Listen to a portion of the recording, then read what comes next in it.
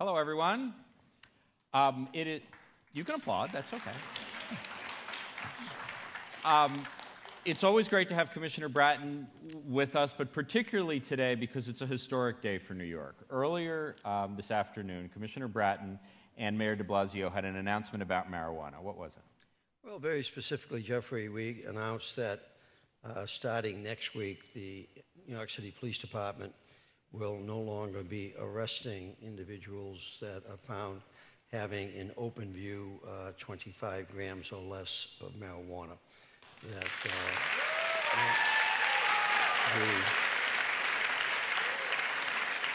And instead will be, if they have identification, if they're not wanted on a warrant or not wanted on a probable cause witness card, interview card, that they will then be given a summons, which is we refer to it as a C summons, criminal court summons, but they would not be arrested at that time. So they would not have a criminal record? That's correct. The summons, the first offense is a $100 fine. The subsequent offense is $250 fine. So it's referred to as a criminal summons, a C summons, but it is not. There's no fingerprints taken, no photographs, so there's not a record, if you will, of it. Now I watched the news conference, and I was struck by something in particular. You made the announcement, but you didn't say why exactly. Why should marijuana at those quantities no longer be the reason for an arrest? Well, I should point out that we will still make arrests for smoking or burning marijuana in public, that we would still make arrests for amounts of marijuana that more than 25 grams, because under state law, that's deemed to be a level of marijuana possession that amounts to potential for sale. So I would point out that the majority of the calls that we respond to 311 and 911 for marijuana are usually for smoking, hallways, corners, or for sale. So this will have impact on several thousand lives a year in terms of young men, principally young men and some young women, and significantly minority young men and minority young women who will have the opportunity to not end up with a criminal record for that minor possession, if you will, or possession of a minor amount of marijuana. Is this a law enforcement priority or a civil rights priority? 86% of the individuals arrested for marijuana in this city are black or Hispanic. Mm-hmm. Is this an attempt to lift that veil of criminal record from them in particular, or is it a broader law enforcement agenda? It actually has dual benefit.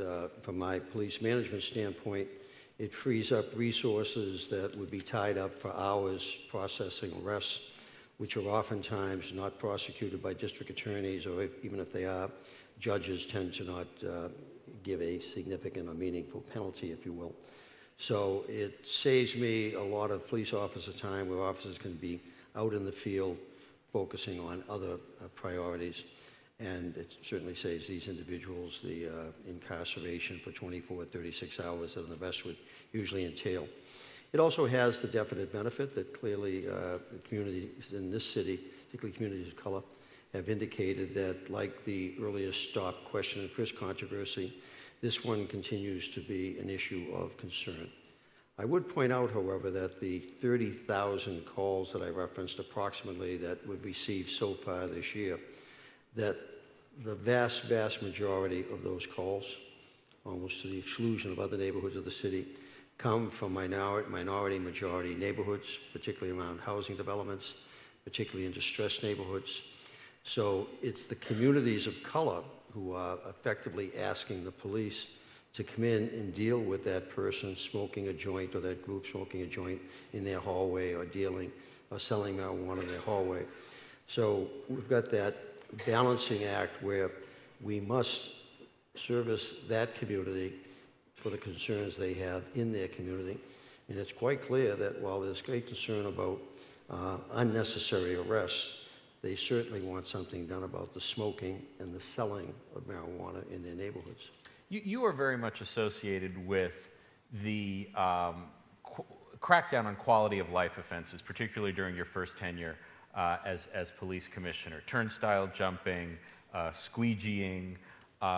Do you think that emphasis has contributed to some of the tensions between the NYPD and the minority community, as well as the marijuana arrests? Some of it probably has. That we clearly saw that the stop, question, and subsequent frisk that occurred at about 40% of the instances, particularly when it reached the 700,000 level, created great tension between the department and the communities, created great tension within the department between the unions and the leadership of the department. Unions even, like the community, saying that we're being pushed too much to do too many stops.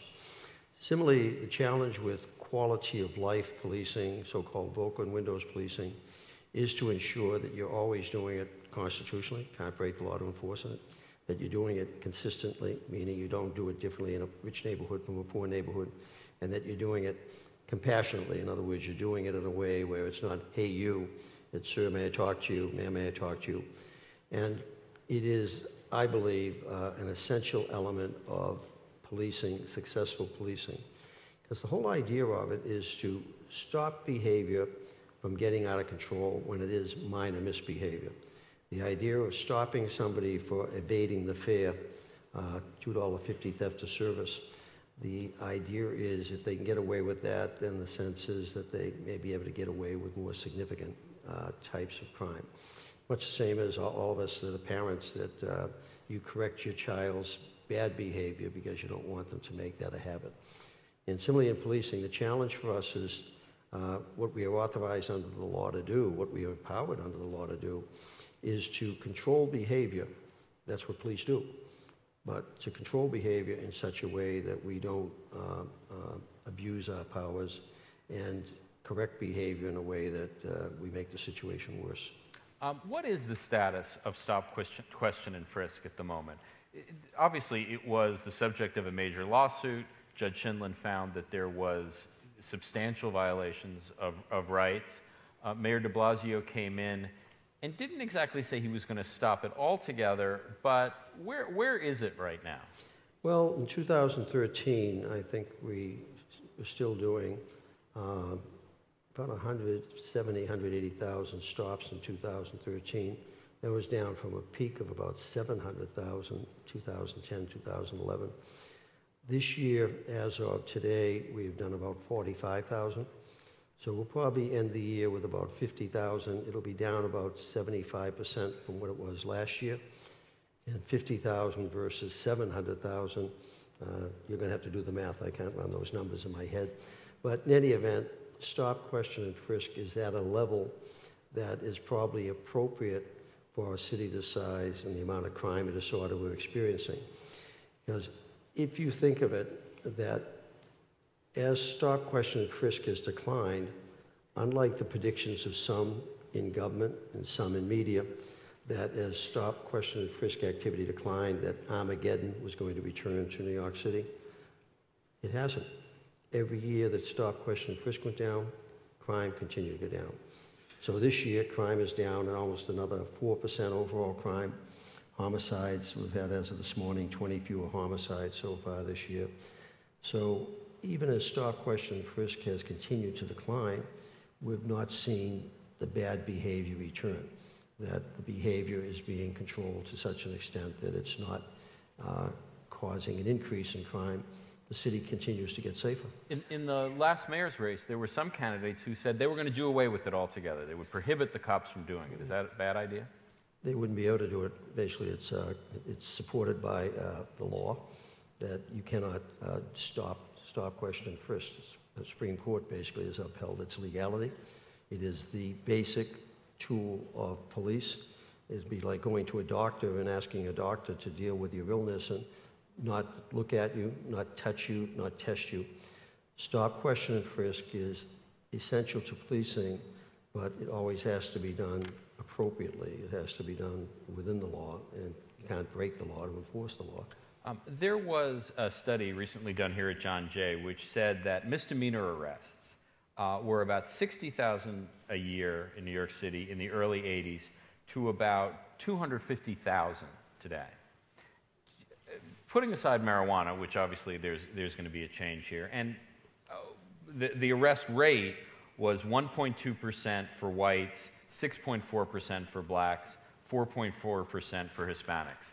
Do you think we arrest too many people? No. In some instances we may, but in general, if you break down those misdemeanor, and the major flaw in that John Jay study, it didn't come to any conclusions. Put a lot of information out there. It tried to compare New York City with other major cities in New York, but even other major cities like Buffalo, Rochester, are not New York City. They don't have 56 million tourists who increase our population every day. They don't have 3 million people coming into the city every day. It's an apples and oranges comparison. A good effort to try to identify or begin the discussion of why are there so many misdemeanor arrests in New York City. One reason is a lot of them are mandated by law. There are 4 drivers of misdemeanor arrests in our city. Marijuana arrests are one of them, but they're in precipitous decline from what they were. Even before the change in policy? Even before we changed the policy that this year so far we've done about 30-some-odd thousand. Last year was about, they're down about 3% from last year, but when you go back 4 or 5 years ago, they were much, much higher. But we have domestic violence incidents that are a significant driver of misdemeanor arrests. There's not a person in this audience, particularly women, who would not want the person that's beating the hell out of them to be arrested. There was a change in the law a few years ago that requires the recording of a choking to be a misdemeanor offense, that it was not documented as such. So that's a driver of increased numbers of misdemeanor arrests in the city. We have very aggressive traffic enforcement where we go after drunk drivers, so that a significant part of those misdemeanor arrests are, in fact, mandated by law in our addressing critical conditions in this city at this particular time. You are considered an architect of one of the most extraordinary crime declines in really ever in American history. In I believe 1989, there were 2,200 murders in New York City, and last year there were 333. Down 85%. You say it's going to go down. It's headed down. It's going down again this year. Mm-hmm. Why? What happened? Why did crime go down so much? Principally because of the cops. To be quite frank with you. Please elaborate. In terms of, you can laugh out there, but you have your opinion. I have mine. I came to the city in 1990, and the place was a mess, an absolute mess. 700,000 reported crimes, population declining, ridership in the subways declining. Since so many people are new to this city, they don't remember what this place looked like in 1990. We began to change it in the subway. Then in the mid-90s, Dave Dinkins hired 7,000 more police. So we had 41,000 police during that time. And we began to control behavior by changing behavior. We began to change behavior by controlling it. You could not evade the fear in the subway, that we had more cops to investigate crime that was occurring. This city today is the safest large city in America, and certainly one of the largest, safest cities in the world. A survey just Reuters put out last week indicated in the 15 largest cities in the world with subway systems, women rank this system as the safest in the 15 that were polled. That didn't just happen. Cops were very assertive. One of the side effects that's been discussed significantly at this conference were too many people put in jail. I happen to believe that is the case. So many minor drug offenders went off to jail nonviolent. Clearly, the Rockefeller laws that were put in effect in the 80s to deal with the crack cocaine epidemic had epidemic catastrophic problems that we still feel to this day. But a lot of people who needed to go to jail went to jail. And so in terms, when I talk about the police having been the significant fulcrum, if you will, or the lever to help to save the city, coupled with political leadership, that mayors who believe that something could be done about crime, coupled with community groups that said, we've had enough and we need to work with the police, we need to work in our own communities to take them back from the people who are preying on us. Elaborate a little about what else the cops did, because I just think this is such a significant event in American history, this decline in crime. So you say arrests for minor offenses, turnstile jumping, what else? Let me speak to it in terms of what also happened in the 1990s was community policing. In the 70s and 80s, we embraced a model of policing that the government, political leaders, the pundits in the press, many sociologists, criminologists said that crime was beyond the ability of the police to control or prevent. Crime was caused by racism, poverty, economy, demographics, the super predators that were talked about earlier. We had it all wrong in the 70s and 80s. Crime is caused quite simply by one thing: criminals. People who break the law intentionally or a moment of passion or under the influence. And that's where police exist to control that behavior. We're constitutionally charged with doing it. So in the 1990s, we returned, and I was one of the leaders who believed that you could do something about crime, that we should focus our energies on prevention rather than measuring our success on how many people we arrest, how quick we get to the scene of a crime after the fact. So that was key. Community policing was about partnership. Police saying, we cannot do it alone if we're going to take back these cities like New York. We need to work with community groups. We need to work with political leadership. There need to be more of us. And Bill Clinton put through the crime bill for 100,000 more cops. This city got 7,000 more. The second component of it was problem solving. What was creating fear, disorder, and crime in each neighborhood? And each neighborhood was different. It's like a doctor. He sees 10 patients. Each patient might have the flu, but they've got different symptoms, and he gives them different amounts of medicine, if you will. Medicine in this city would be more cops working more closely with the community and working on the problems of that community. The problems of Lower Manhattan might be very different than the problems in Brownsville or the problems up in the Bronx. And what was the key component of community policing? The focus on prevention, that we can, and what's this conference about? How do we find different ways to address the problem of still too many people needlessly going to jail, the problem of still too much violence? We can do that by focusing on the belief that we can prevent crime. That's what police were created to do, but we cannot do it alone. And so I think I've had a very successful police career in many cities. I've never had a year where crime did not go down during my time as a police chief or police commissioner. Why? It's because I believe that we could do something about crime. Why? Because I believe in community policing, that it's not just about the cops. It's about building relationships. It's about building trust. And it's about the idea of being in this together. Let me play the devil's advocate, especially given what we heard earlier today, or so much of today, about over-incarceration. Is one reason crime down is that, yes, we did lock up a lot of people, but that helped reduce crime in the rest of the community? Being quite frank with you, there are a lot of people in jail who need to be in jail. That's just the reality, that there are people in our society for a variety of reasons who have basically crossed a line. Some of them are never going to come back after having crossed that line. I had an incident earlier today, just before I got here, 2 incidents actually, in one of our precincts that an individual shot 2 people to death in an elevator. Revenge killing, shot both of them in the head. That person's been arrested. That person needs to go away for the rest of their life. I'm sorry that you're going to bring that person back into society after he walked into an elevator, put a gun 6 inches away from one gentleman's head, shot him dead, and then did the same thing to the gentleman standing beside him. A little later this afternoon, I had a burglar, a career burglar, terrorizing a home, a woman up alone by herself on the 2nd floor. 2 police officers arrive, they go into the house. He assaults one of the officers with a crowbar, hits him on the front of the head. Fortunately, it did not enough force that he didn't fracture the officer's skull. That individual was shot by the police.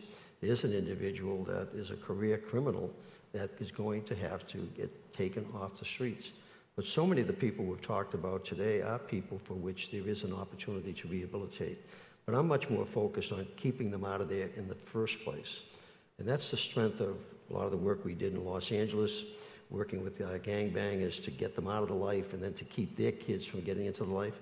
You had a young woman earlier on the stage talked about 6 generations of her family were gangbangers. Well, she's breaking that cycle. That's what we need to work on, breaking the cycle. In the few seconds we have left, what's the one thing that you haven't had a chance to do that you want to do next as police commissioner? Well, certainly as police commissioner that we're going to do it, that myself and Mayor de Blasio are going to really keep the city getting safer, but doing it in a way in which we build up trust from the various communities that need us the most, and do it in a way that we build up trust and effectively don't create more mistrust. Please join me in thanking Commissioner Bill Bratton. Thank you. Pleasure to be here with you. All the best, Jeffrey.